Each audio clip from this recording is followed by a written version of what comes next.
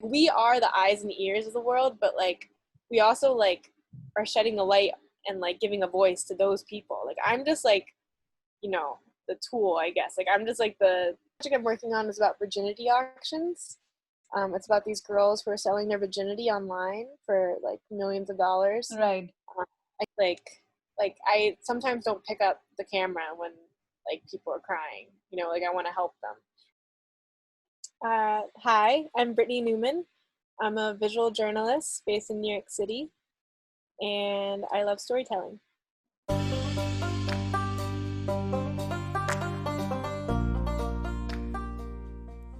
Namaste everyone and welcome back to Stories You Should Know. This is Tarushi Chaudhary and you're listening to the 10th episode. Oh my god, 11 weeks, 10 episodes. What an incredible journey it has been. I started this podcast with a small idea of listening to stories around me and putting them out in the world. And the response has been overwhelming, something I cannot describe in words. So from the bottom of my heart, thank you all for giving me and the podcast so much love. Today's guest is someone who loves telling stories through her lens. She sees the beauty, loss, pain, sacrifice, and capture these raw emotions just the way they are. A 2018 graduate from the Rochester Institute of Technology's Photojournalism program, she is now working as a photojournalist with the New York Times. Her photo of attendees at the New York City's Pride March was included in the New York Times year-end pictures in 2019.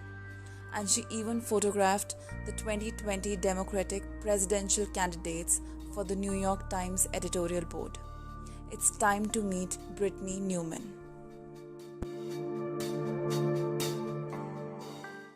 How are you doing? How was your shoot? It was good. It was for Vogue India. Oh, nice. Who were you shooting with?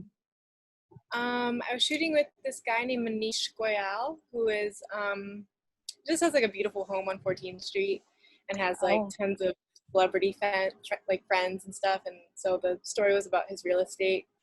Oh, nice. I actually photographed his house before for the New York Times, and he was the one who recommended me to shoot for them for today's shoot. So it was good. That's very nice. I'm going to be seeing pictures by you in Vogue India soon then. Yeah, in September. So that's great. How's everything back there, New York? How's things around?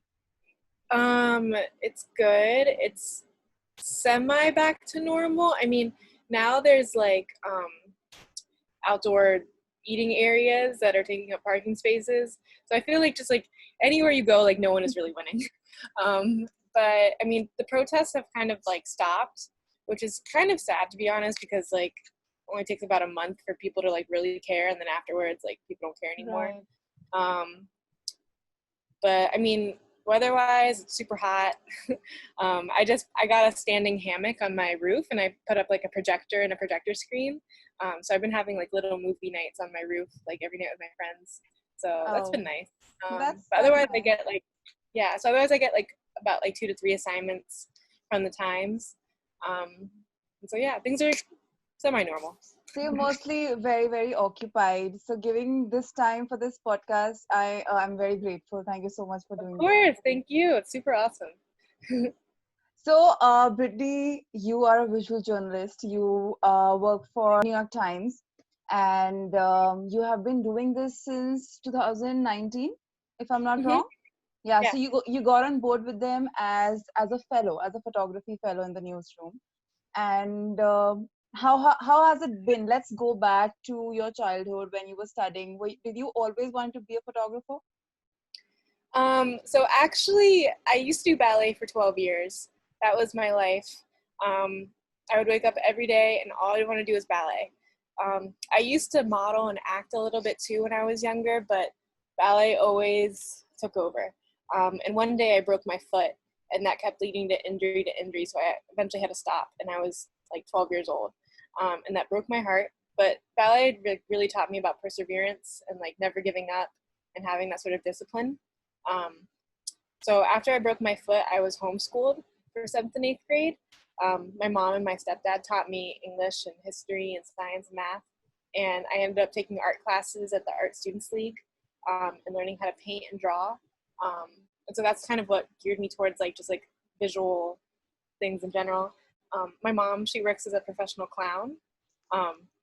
So I've always been kind of like embedded in like arts and theater and like crafts and things. And so yeah, when I was homeschooled for 7th and 8th grade, and I started learning how to paint and draw, and I ended up auditioning for this high school called LaGuardia, which is like a famous arts high school in New York. The guy who did the I Heart New York logo went there. He just passed away like a couple weeks ago. Robert De Niro went there, Nicki Minaj, Jennifer Aniston, all these people. And so I went there and I studied drawing, painting, printmaking, ceramics, and photography. And I didn't pick up my first camera until I was 13. My first camera was a Nikon FM10, which is like a film camera, and my stepdad gave it to me. And me and my family, we took a trip to Peru because we were learning about the Incas and the Aztecs and all these like Mesoamerica, like the Americas, I guess, in like history. And so I wanted to like go visit these places and see what they look like now. And so when I was 13, we ended up traveling to Peru, and I took my little camera with me, and I just like was really fascinated by like cultures and people and like the colors and light and stuff like that. At that time, I hadn't really like ever really approached anyone to like ask them like, oh, do you mind if I take your picture? It was kind of like a very observatory, like voyeur-esque type thing. And then not until I was 15 did I take my first like photography class. I learned darkroom practices, I learned digital photography, and then every summer since then I've been super in depth in photography.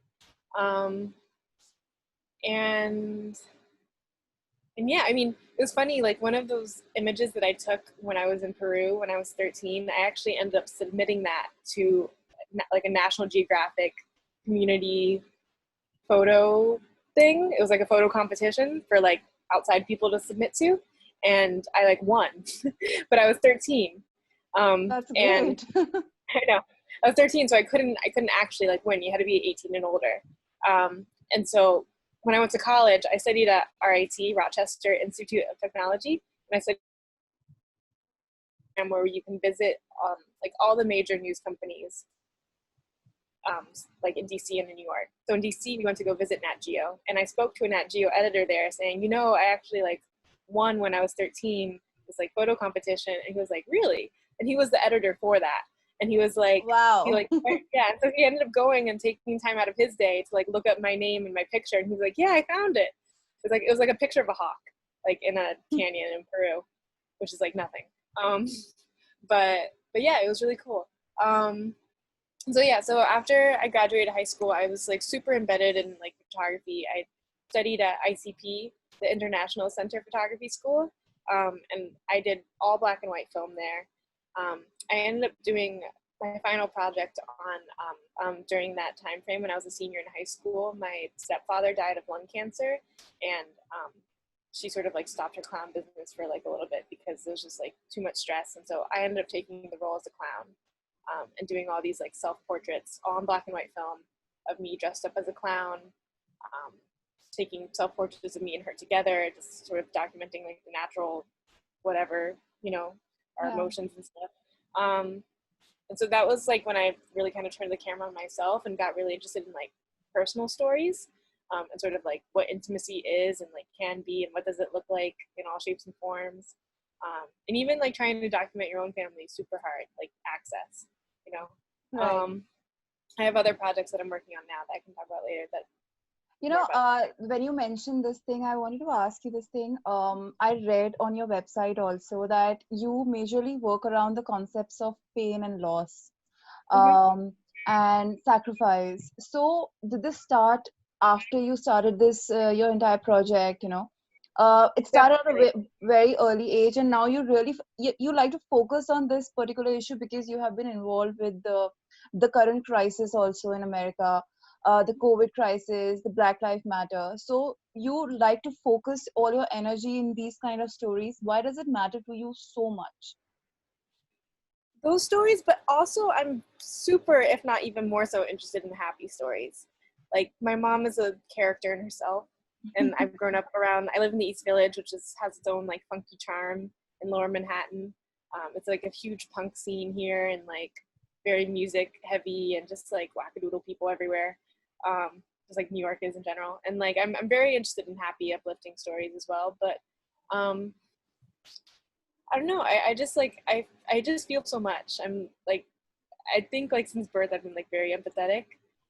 And I feel like the only way to express myself is through photography, because I tried to, you know, like when I was doing painting and drawing, like I would try and draw their emotions, but like photography really is the only tool that can do that, I think. Right. I mean, those are, I mean, when I look at, I guess like in the heat of the moment, I'm not desperately looking for like, oh, I need to find a story about loss or like, you know, I think like as I start to gather all my work together and as it continues to grow, I just start to notice these things like family is at the root of like a lot of the stories that I cover, or like sacrifice.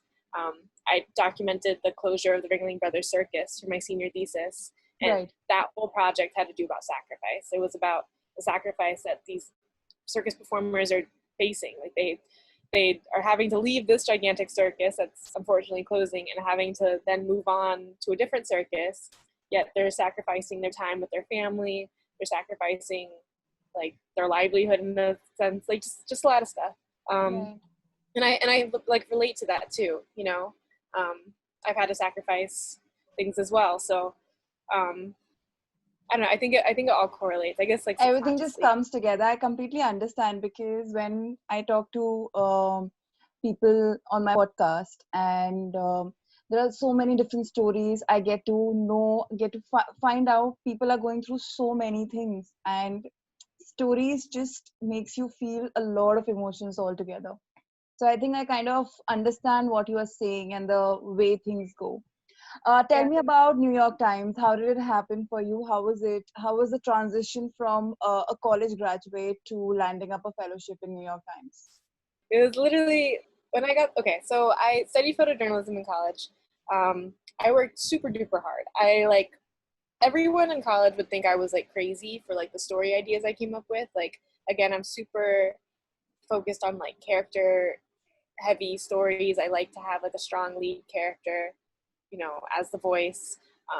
Some other people like to just shoot sort of like feature coverage or like, you know, just like images that encapsulate a scene. But my whole thing is like stories and like long-term storytelling. It was me and this other girl, Kala, who used to work at the Washington Post as a photography intern. And I think what like really stood out was the fact that I was like very story oriented. Like I just like think in that way, and like try and get like that intimate, close interaction, because like emotions tell more than just like I've been trying to understand like what has like a stronger resonance, I guess, with people. Like, is it like emotion or facts? Like, what should we believe more? But that's like a different conversation, I guess. But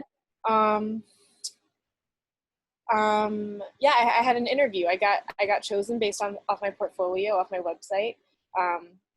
Again, my portfolio was super like, it had like a mixture of everything. I did video, I did 360 video, I did stills, I did audio slideshows. I'm really like fascinated with it all. Like, I was telling them all these different story ideas that are still in progress, and that I was like hoping like maybe they could publish.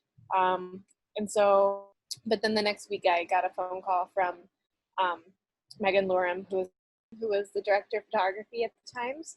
And she said I got it, and I was crying. It felt like Christmas when she told me that. It was like really, really amazing. And I started my first day last year on June 3rd. And for a week we had orientation. And then right then and there we got right into assignments.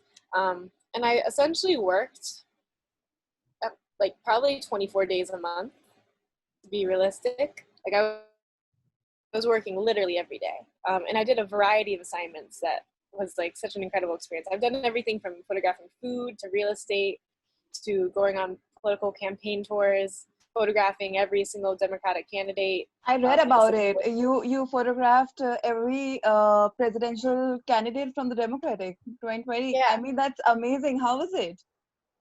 It was cool. It was, I mean, it was scary because like in college classes sort of prep you for these type of like idealistic assignments, you know, like they'll be like, yeah, you'll photograph a celebrity and you only have 2 minutes. And it's true. You literally have like between 30 seconds and 2 minutes. And I mean, I went on tour with Joe Biden and Bloomberg, and those were also like super fun experiences. But I mean, doing the sitting portraits was like amazing from like beginning to end. Like I worked with Damon Winter, who was a Pulitzer Prize winning New York Times photographer, who was also my mentor throughout the whole year. And he's an excellent portrait photographer. And so he helped me set up the whole light situation. And we made like a makeshift studio. The assignment was to photograph all the candidates, but it was also for like the endorsement project. So the opinion desk like endorses a specific Democratic candidate that's like, but it's opinion. It's not like the New York Times itself. So it's different, but yeah, I got assigned to go photograph like sort of behind the scenes of what that endorsement looks like and like a sit down portrait of each of them. And Bernie Sanders like gave me like literally 5 seconds. And his mouth was kind of open and he was a little awkward. It was like snowing that day, so he was kind of like wet and his hair was all funny. So after his endorsement interview, I tapped him on the shoulder. I was like, do you mind if we do that again? Like, you look a little weird. And he was like, yeah, sure. But in the beginning, he was like super grumpy. And then Joe Biden was great. He gave me like a great big smile. And the whole thing is like televised for the Weekly, which is like a new New York Times documentary show, which is like a super cool show. And so that was like an hour-long episode, and I like cut out little clips that I'm like featured in, and you can like hear me saying like, hi, I'm Brittainy, and like, you know, you see me taking pictures. So it was like super duper cool. And it made me like less nervous to like then go photograph them like in the future. Like I had to go to California later that like month and photograph the Democratic debate, and I would see them all in person, and everyone like in the press pool was like freaking out. It's like pure chaos. And you were like, that's so cool. I already know them. Yeah. Like I would wave at them. Yeah, I would wave at them and they would recognize me. Like Amy Klobuchar like smiled at me. So I was like, okay, cool. Nice. And yeah, I would go on tour with Joe Biden and Bloomberg, and both of them were completely like different experiences, but like really interesting, and learned a lot. And you know, just like collaborating and communicating with my editor at all times, keep them updated, and filing it on my like at my deadline. It's nice. It's an awesome. How has things changed for you since the time you became a part of New York Times? It's a very big responsibility. You're providing them with photographs which are going out there. Millions of people are looking at these pictures. You know, how has things changed for you personally, professionally, people around you? How has it been? Things have definitely changed since I graduated college. I mean, my whole time senior year in college was just about pitching. I just wanted to get my name out there. Like I would apply to a whole bunch of competitions. I would like send my story ideas to editors. I'd be like, hi, da da da. And they would like pay me no mind really. And now like, you know, I get like Instagram messages almost every day asking from students like, how can I like, or like tips on how to apply to the fellowship. So it's been really positive. Definitely I feel like there is a responsibility now that like my social media and Instagram holds, like and I felt like that before, like not even like, I mean, I have friends who photograph Trump every day at the White House, and I look to them for like news. You know, I literally look at their images to understand like the truth. And so I feel like a lot of people now, I've gained a lot of followers since graduating, and people are like looking to me for like what is happening in the world. So there's an immense pressure to it. But it's also cool. And personally, I mean, sometimes, I mean, this job is really hard because like you're documenting life and you're trying to live your life at the same time. So it's like almost every day where I see something and I want to become friends with someone, but then at the same time, I know they have a fascinating story. And I'm like, wow, like your life is a movie. Like I want to document it. And so it's really hard sometimes to like navigate that like thin line to like cross over. Has it changed with your relations, your friends, family, relatives, when they know that, oh, you are associated with such a big brand right now? Have things changed on that perspective? My mom and my grandma are really proud of me. They like take out all my tear sheets. I haven't gotten any sort of like negative feedback, like, oh, you work for the Times, like fake news. No, Right. none of that. And thank God. And sometimes when you actually, I have had one friend who like is really like always trying to tell me like the Times is this, the Times is that. I'm like, no, this is what it is. This is what it looks like. Like, and I was like, you know, it's just me going out and doing these things, or like I'll have a reporter with me, or just finding things together. Like it really is real people looking at these things. It's not like a robot, you know, coming up like generated headlines and stuff. And a lot of people do think that. I mean, the brand name definitely does help too when you're going out and covering things. Like during coronavirus time at its peak in like March, April in New York, like definitely having my badge around my neck was helpful in wanting to document like what subways are looking like I am, or you know, like how long are the grocery lines, and people are wondering like, why are you photographing me? And you're like, I work for the Times. I'm like, oh, okay, you know. And so it's a lot of, and especially with coronavirus, like it's super hard to connect with people now. Right. You're covered by the mask. You have to keep at a certain distance. Everyone is like thinks you have the bubonic plague. Like, you know, it's ridiculous. But you just have to like learn how to navigate it. But definitely having that like brand name, and like the Times has such a great support system. Like everyone there is really like a family. And do you feel because you are in this line and when you are out there on the field, especially in times like these right now, this year has been very difficult. I mean, and for someone who is reporting from the field, going there and interacting with people every day, it's more difficult for you and probably someone who's there with you, the reporter, all the time. Does it get to you mentally? It affects you. It must be difficult, of course. But how would you describe it? During coronavirus? During coronavirus, during Black Lives Matter, I mean everything is on ground. You are seeing there, you are there between people, among those people. It gets to you Yeah, sometimes. and it does. I mean, I got coronavirus in March, so it definitely got to me. Oh God. But yeah, it's hard to it's hard sometimes to like decompress, you know. I would feel that more so when I was doing like long-term stories. Like I did a project about like reborn dolls, these women who collect hyper-realistic baby dolls, and I would listen to all their stories about why they collect these dolls, and some of them like the husband like basically stole the baby, or the husband said like, if you would like have the baby adopted, like then I'll stay with you. Like if you like leave the baby and like put it up for adoption, then I'll stay with you. Like it's just like these like really intense like emotional relationship things that I end up hearing about that you like are putting yourself into, and you're listening to all this, and it definitely does get to you at night. And also like if this is a video project, like you know I have to rewatch it. Um, I mean, yeah, you definitely. I mean, I'm a person first before I'm a photographer. Like I sometimes don't pick up the camera when like people are crying. You know, like I want to help them. And I haven't photographed any like police brutality protest things. Like I haven't been in that because one, I don't have training for it. Two, I haven't been assigned it, so I'm not going to just go out and do it and risk my health and my gear.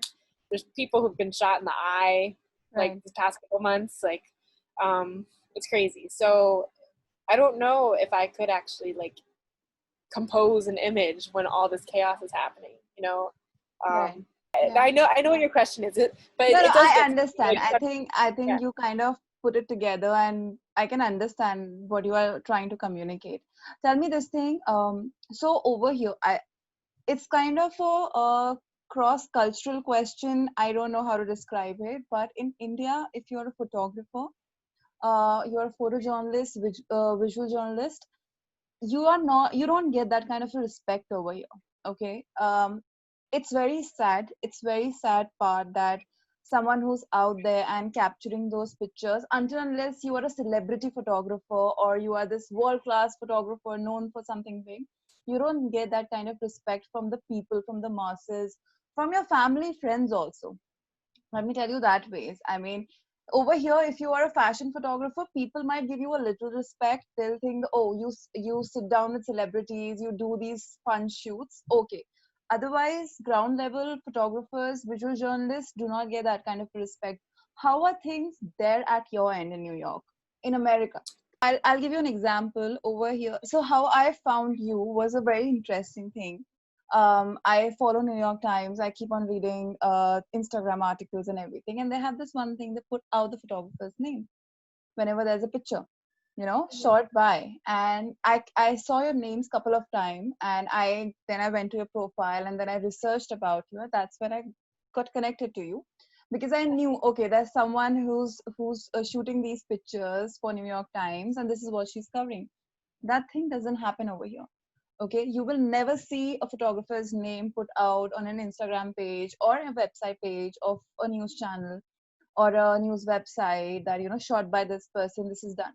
So over here, on the very base level itself, in the newsroom itself, you're not getting that kind of a recognition that you should get. Over there, it's a little better from here, right? Of course, if they're putting your name out there, it's of course little better from here or much better from here. But what about the kind of response you get from the people who find out, oh, you're a photographer, you click pictures for your livelihood, that's your bread and butter. How do you respond to it, or how did they respond to you? They're positive. They're super positive. I mean, like, they find it super fascinating and interesting. They want to know the stories that I've encountered. But again, like, I am a huge proponent for telling your own stories. Like, you don't need to go to a foreign country and photograph these people that don't look like you, that you don't know. That, I mean, yeah, maybe they're more vibrant. There might be different climate and weather, and it's like cool.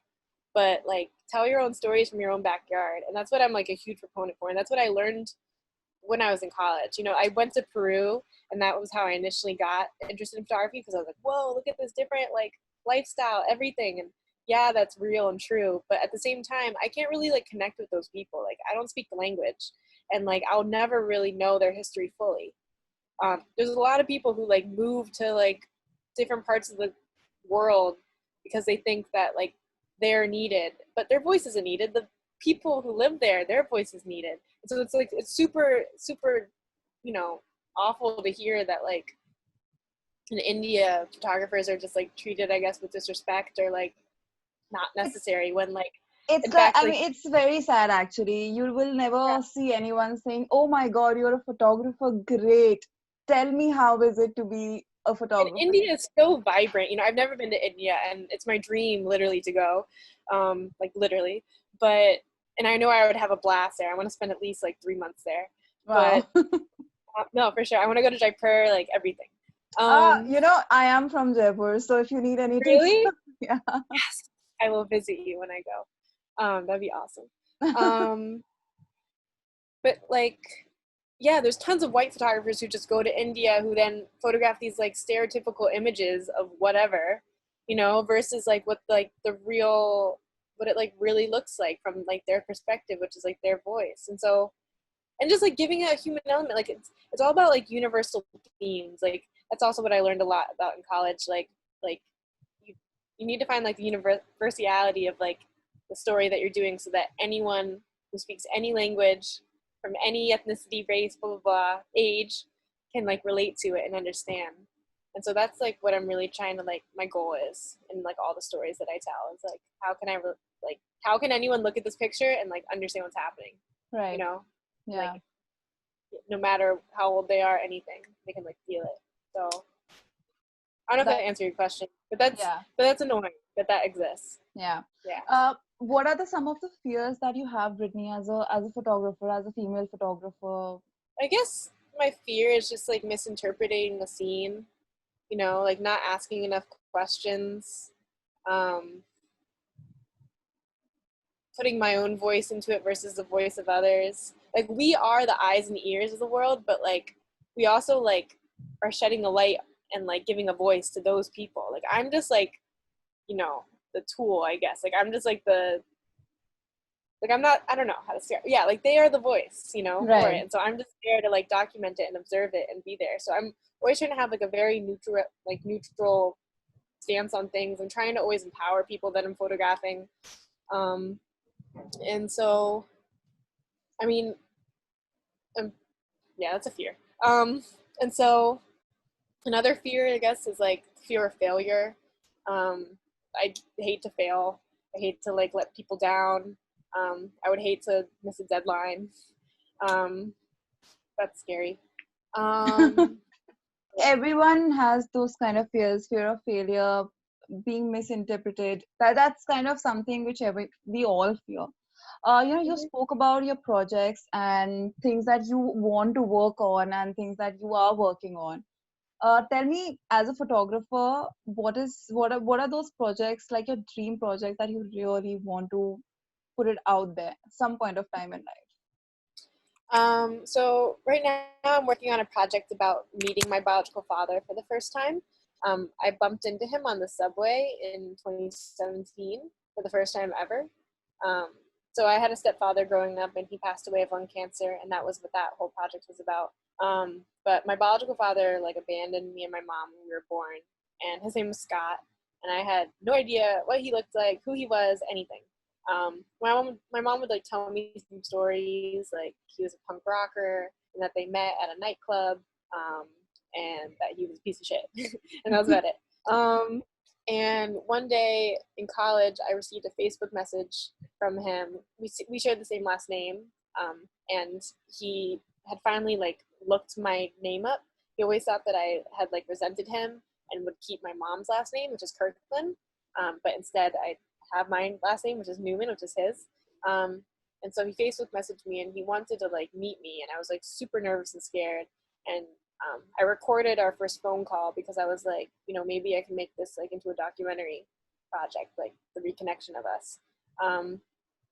And he's very poetic in the way he speaks. When we talked on the phone, all he was doing was like crying basically and saying how much he missed me and loved me, and it was really like weird for me. And so that year passed, and then one time it was like a couple days before Christmas, and I was walking down the subway, and I saw this guy with a huge Santa hat on and like a big leather jacket with spikes all over it, and I was like, whoa, what a funny picture, like a punk rocker Santa.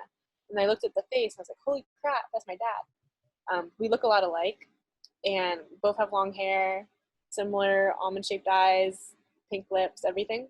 And at that moment in time, I didn't like approach him in person. I Facebook messaged him, and I was like, wait, I think I just saw you. And he was like, what, really? Like, why didn't you say anything? And I was like, I don't know, it's kind of weird. And then I was like, wait here, I'm gonna go home, go get my camera, and I'll be right back. He's like, okay, cool. And so I ended up photographing him and like interviewing him, meeting him really for the first time in his bedroom. And that sort of like sparked this whole new relationship. And I'm like learning a lot about myself because through him, for sure, because like I'm telling him things I haven't really told anyone before, like things about like relationships and boy advice and things like that. And it's kind of interesting to like connect with someone like in your early 20s instead of like growing up with someone. But at the same time, it's also like what do I owe him? Like he was never around for me. Like he never helped out me and my mom at all. I mean, he definitely tried to reach out, but my mom didn't want anything from him. And so it's been cool getting to know him. Like he's a punk rocker, and like he invites me to concerts and shows, and I end up meeting all his friends, and they're all smoking weed in the back of his car, and it's like I feel like I'm in the 80s. Like they're all dressed the same. It's like a legit time warp. And it's super visual. It's super fascinating to photograph, and it gives me energy and it gives me motivation to like continue this type of work. And it's personal and it's intimate, which is like everything I want. And I think there is things that people can relate to. I have a lot of friends who haven't met their fathers before, or their fathers abandoned them. And I just think it's a cool interaction. So that's a project that I'm working on, and I'm incorporating voicemails and text messages, video, still images. It's like a whole multimedia thing. And it takes a lot of pauses because like, again, it's from like a first person perspective. I do want someone to like film me like as we're interacting too, but it's complicated. I don't know. I think it's difficult because it's your vision, and then you'll think that nobody else will get it. So you'll never be able to trust someone with that kind of a shooting or a video thing. Definitely. And another project I'm working on is about Virginity Actions. It's about these girls who are selling their virginity online for like millions of dollars. Right. I came up with the idea about like a year ago, and I ended up traveling back to Peru to document this girl who's selling hers for $500,000. And when I met her, she was about to like board a plane and like go to Dubai where this guy was, and the guy canceled on her because just chickened out, I guess. And so I ended up spending the week with Claudia, and we ended up going to the gynecologist together, where we showed like proof of virginity, where that's like what she sends to these guys. She asked in return for like a bank statement, see if there's like proof of like wealth. And it was just like this like fascinating, like weird lifestyle that she was living. I mean, there's many different girls in this story, in this film, and they all think that like selling their virginity will set them up for life, and this is like what they want to do. And it is their choice, so it is kind of like empowering, but it's also at the same time like super scary. Like these girls, some of them, Claudia, for example, had never gone on a plane by herself in her life, and she was going to lie to her parents and say that she was going to Spain. Or no, the guy was from Dubai, sorry. She was going to end up meeting him in Spain. And she was going to go to Spain, and she was going to tell her parents, like, yeah, I'm going for like a cosmetology school, because that's what she does in Peru. And she's like super shy. She's 25, and we went to the club together with her friends, and like she would barely dance. Meanwhile, like the girl who introduced me to this topic, her name's Sabrina, and she is like a model and like lives like a total New York like nightlife club model lifestyle. And so all these girls live different lifestyles, and I'm super interested in the fact that they're all very different, but they all have this one goal in like selling their virginity. And so that project is still underway. Vice is really interested in it. My dream is to get it on Netflix, and have like a little docu-series, like have like an hour-long or 30-minute long episodes of each girl.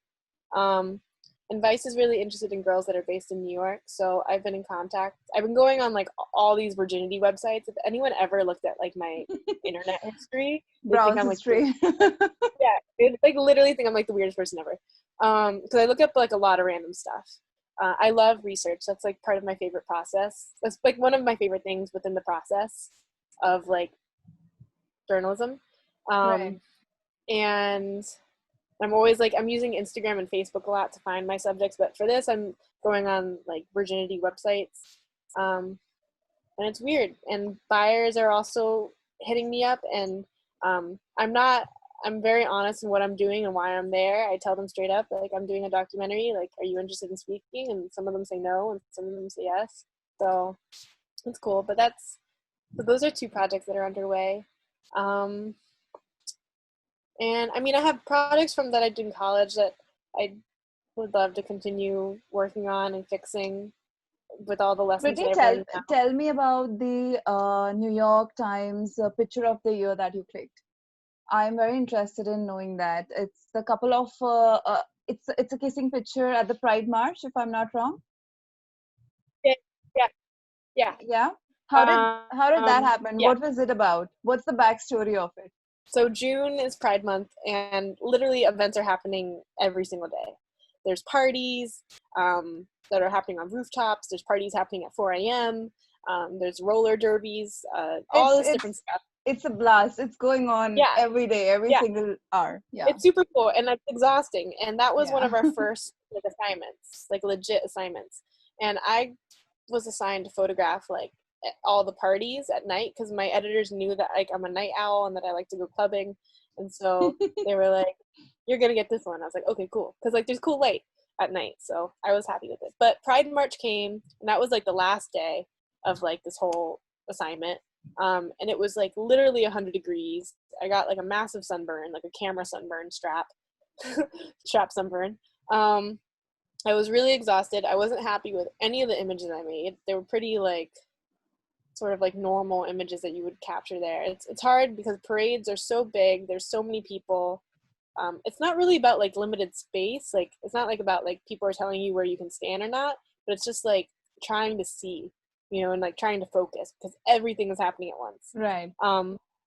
So it was like 5 p.m.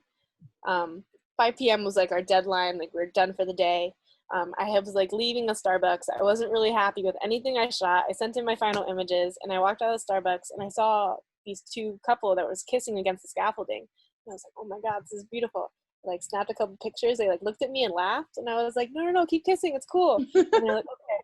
I got their names, and then I went right back into the Starbucks, and I texted my editor immediately. I was like, wait, I got a great picture.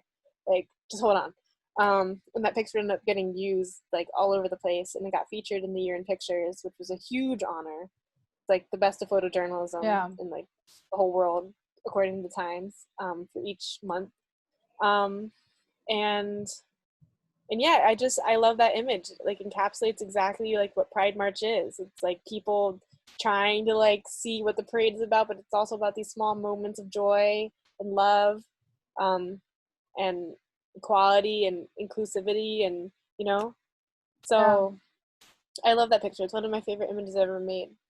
It's so beautiful, Brittainy, to talk to you about the stories and the culture, because it's so relatable right now for me. What I am trying to do is something you are already doing with your pictures and your camera.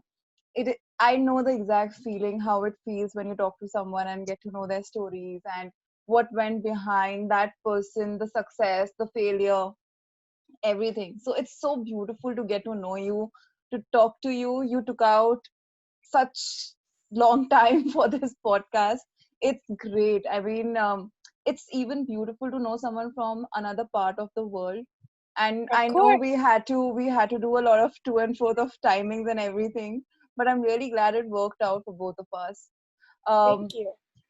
if you have to, I just want you to give me a brief introduction of yourself, because I really like people telling their introductions in their own voices. If you have to introduce yourself, how would you do it? Hi, I'm Brittainy Newman. I'm a visual journalist based in New York City, and I love storytelling.